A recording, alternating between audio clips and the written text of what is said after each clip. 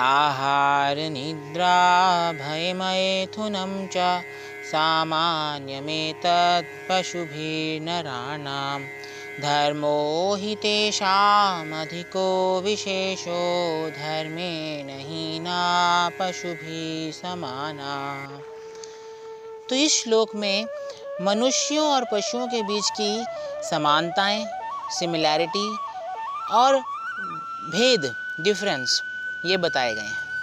तो मनुष्यों और पशुओं के बीच में 4 चीज़ें कॉमन हैं। पहला, भोजन करना।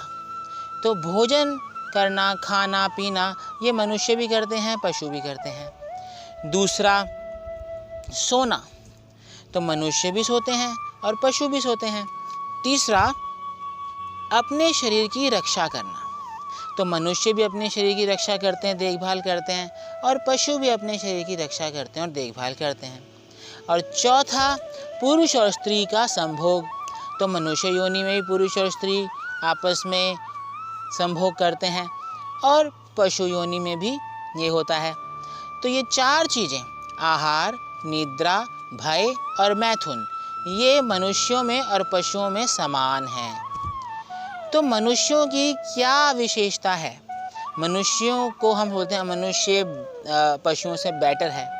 तो सामान्यतः हम बोलते हैं कि बुद्धि, मनुष्य के पास ज़्यादा बुद्धि है, हायर इंटेलिजेंस है, पशुओं के पास नहीं है।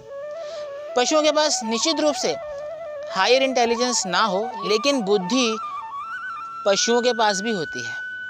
जैसे कि हम देखते हैं कि अगर हमने अपने घर में चूहे फंसाने का कोई पिंजरा वगैरह लगाया है, तो चूहे कभी कभी फंस भी जाते हैं, लेकिन कभी कभी समझ जाते हैं कि ये ट्रैप है, तो फिर नहीं भी फंसते। तो उनमें भी बुद्धि होती है।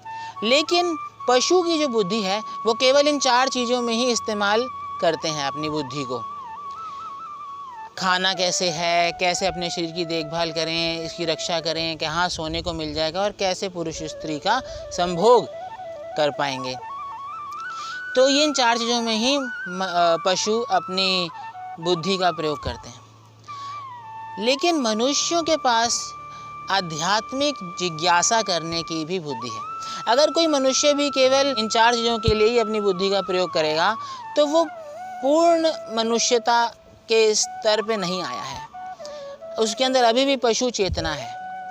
तो अगर हम पूर्ण रूप से मनुष्यता के स्तर पर आना चाहते हैं, या पूर्ण रूप से मनुष्यता का जो स्तर है वो ये है कि हम आध्यात्मिक जिज्ञासा भी करें कि मैं कौन हूँ वास्तविकता में, भगवान कौन है और हमारा उनसे क्या संबंध है, और आध्यात्मिक जीवन में आगे कैसे बढ़ा जाता है। केवल शरीर के धरातल पर जब हम सोचते हैं, कार्य करते हैं, तो ये जो है पशु चेतना है। और मनुष्य के पास ये मौका है, ये सुविधा है, ये विशेषता है कि मनुष्य इससे ज़्यादा आध्यात्मिक जीवन के बारे में भी जिज्ञासा कर सकता है, आध्यात्मिक जीवन में आगे बढ़ सकता है और अपने आप को इस मनुष्य शरीर की सही उपयोग से अपने आप को जन्म मृत्यु के बंधन से मुक्त करा सकता है। तो ये पशु और मनुष्य के बीच में बहुत बड़ा एक भेद है, एक डिफरेंस है। अगर मनुष्य भी केवल आहार, निद्रा, भय, मैथुन, खाना पीना, संभोग, इसी में ही अपने जीवन को लगाएगा, इसी में ही अपनी बुद्धि चलाएगा, तो वो पूर्ण रूप से मनुष्यता के स्तर पे नहीं है। उसमें अभी भी पशु चेतना है। तो इसीलिए मनुष्यता की सबसे इम्पोर्टेंट, सबसे महत्वपूर्ण जो गुण है, मनुष्य का जो सबसे बड़ा एडवांटेज है, वो है कि वो आध्यात्मिक जिज्ञासा कर सकता है और आध्यात्मिक जीवन में आगे बढ़ सकता है। हरे कृष्णा।